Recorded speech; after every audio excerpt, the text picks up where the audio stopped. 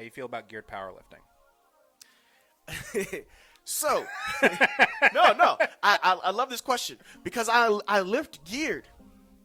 Wait, we're talking about equipped lifting, right? Yes, we're talking about cool. Equipped lifting. Okay, cool. Because I realize it can mean multiple things. I don't in this use context. the term geared for people that use performance enhancements, but I know I have to be aware of that now. Yeah. But anyway, so I don't actually like to talk about my equipped numbers. My equipped numbers are pretty good, and I've done pretty well in a lot of meets equipped.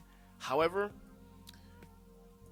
I feel like there is a place for geared lifting, there's a place for raw lifting, and or there's a use for it. So I think equipped lifting is really, really good for overload training. But I do believe that any new lifter should not be doing geared lifting for at least a year, 2 years minimum. I see a lot of these collegiate lifters doing geared lifting right away, and if they don't have a base and then become what they call, gear horse. And I feel sad for them because, like, as soon as you take that gear away from them, because, like, they may not have the money for it, as soon as you take that gear away from them, they can't lift anything. Tell that to the local high school that's making 16 and 17-year-olds equipped gear because they think it's safer. I have. Well, that's not it's USAPL's fault.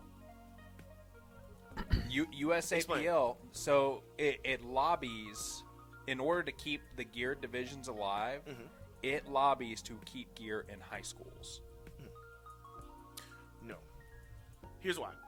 So, USA Powerlifting actually has nothing to do with high school powerlifting. We have a lot of USA Powerlifting lifters, not as many lifters to be honest. It's former lifters and APF lifters and USPA lifters, the referees, or just people that just used to lift in high school or people that are around. It's a lot less USA Powerlifting lifters that actually referee high school meets, and it's the coaches that make the rules, which you have a few USA Powerlifting coaches that bring their kids over to USA Powerlifting. Like you have John Majindi and his wife Kelly, and you have Dwayne Urbina and Skip for Alexandra. So you have Lutcher and then you have Alexandra. But to be honest, those are like the only teams that have USAPL influences or influenced by USAPL, and a lot of them go raw. In USA Powerlifting. So there was actually a rules meeting, the last rules meeting I was ever at for high school, and we wanted to adopt USA Powerlifting rules as they were at the time, and then we could edit them from there on. We like to take we as in LHSAA or LHSPLA, we like to take the rules. We would like to take the rules of USA Powerlifting and use them. It's just there were some legal concerns, which we actually got the permission of Larry Maley at the time of the meeting to go ahead and use those rules. But to be honest, USA Powerlifting technically has nothing to do with high school. High school decided on their own, we want to go equipped only. We're not going to do raw divisions. But there's a big, big push. We just didn't have enough votes. There's a big, big push to have raw only divisions, if not just raw and no equipped anymore.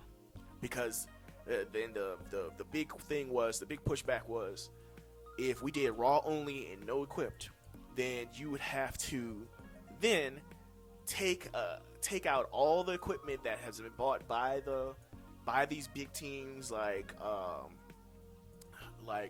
think Wozeman has a big team, but it's the big equipment big equipment bag. You have Calvary Baptist. Calvary Baptist does both though. You have West Monroe has a big team. You have Alex again has a big team, and you have there's a team down here. What's the name of it? It's not Dutchtown. Denham Springs has a big team. Again, they do both, but they have all this gear that they have, and they're like, it becomes useless for them at that point unless they start doing USA Powerlifting as well. A lot of them just can't afford to do both. They prefer to stick with their seasons, especially since USA Powerlifting is so competitive now. Mm-hmm. You want to go with what your advantage is. Well, they're also allowed to use pound plates and high school meets. Yes. So it's a lot Yes. cheaper for them to do that. Yes. But so what I mean by lobbying, though, Okay. I don't mean directly having a hand in it, Okay. but let's say USAPL had a rule that said you can't compete in gear unless you're over 18 years old. Like, unless you're a legal adult and can make that decision, then I have a feeling that all of these high school teams would suddenly stop having it because there's nowhere for them to go. And I also know a big reason why the high school teams do it is because they only have like one lifter per weight class. So if they also do gear, they can double the amount of lifters that they have. Right. But at the end of the day, it's still not a good idea to put a 16-year-old in gear. Not unless they've trained since they were 14 as a raw lifter, and then you put them in gear. I completely agree with you with that because I don't like necessarily lifting in gear because I like doing things by myself. But I would because I like competing. So, but Even if they did have that 2 years of experience starting from age 14, I still don't like the idea of putting a 16 or 17-year-old in equip just because they're just not developed. Like, they're just not equipped to handle that kind of stress. And I've seen that across the board with a lot of other sports, not just powerlifting. It's easy to point out powerlifting, but when we're talking high school athletes and we're increasing performance, they are so fast to worry about the metrics. That's when, by the time they're 19, they have Tommy John surgery, they have ACL repairs, they have meniscus repairs, they have spinal repairs. They're beating the shit out of high school athletes across the board, not just powerlifting. no, I understand. Yeah. That by the time they're old enough to really take advantage of their maturity, it's too late because they're beat to shit. I view it in the same with the same lens as a high school baseball coach keeping a good pitcher in the game, the entire game, for multiple games in a weekend. You're destroying that shoulder, yeah. You have a kid who can throw in the 90s consistently, so for the sake of winning games and potentially getting scout attention for this kid, they're pitching 90-mile-an-hour fastballs every time for 7 inning games, and then next thing you know, they're 19, 18 years old, and they have Tommy John surgery. You shouldn't see Tommy John until you're a 35-year-old MLB pitcher. That's my gripe with the whole thing. It's like you're putting a lot of stress on these high school athletes, and it's just not necessary. We're not letting kids be kids. Yeah. Okay. I understand that, and I definitely see your point that, like, again, if I lived in high school, it's a lot of these kids. Well, maybe not say a lot of these kids' coaches.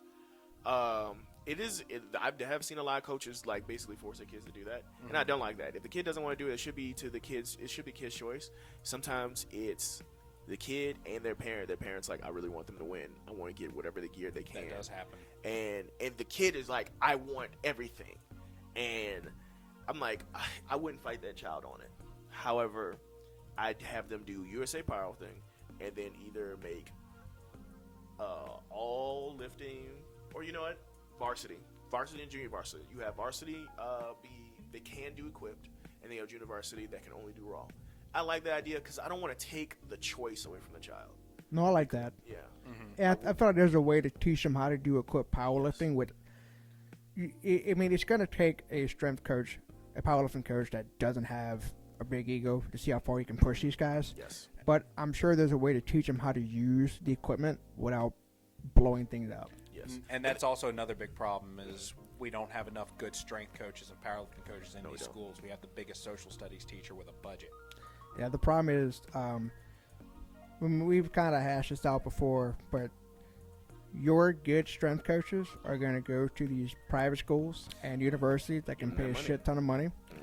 And the public school system, at least here, has not caught on to the value of a good strength and conditioning coach. So it's just kind of we're behind on that. No, I agree. There was something I wanted to say to what you just said, but I had to remember what you just said. I had a brain fart. Oh, we've gone off several tangents. Yeah, It's like, a little bit. This is how the show works. Yeah.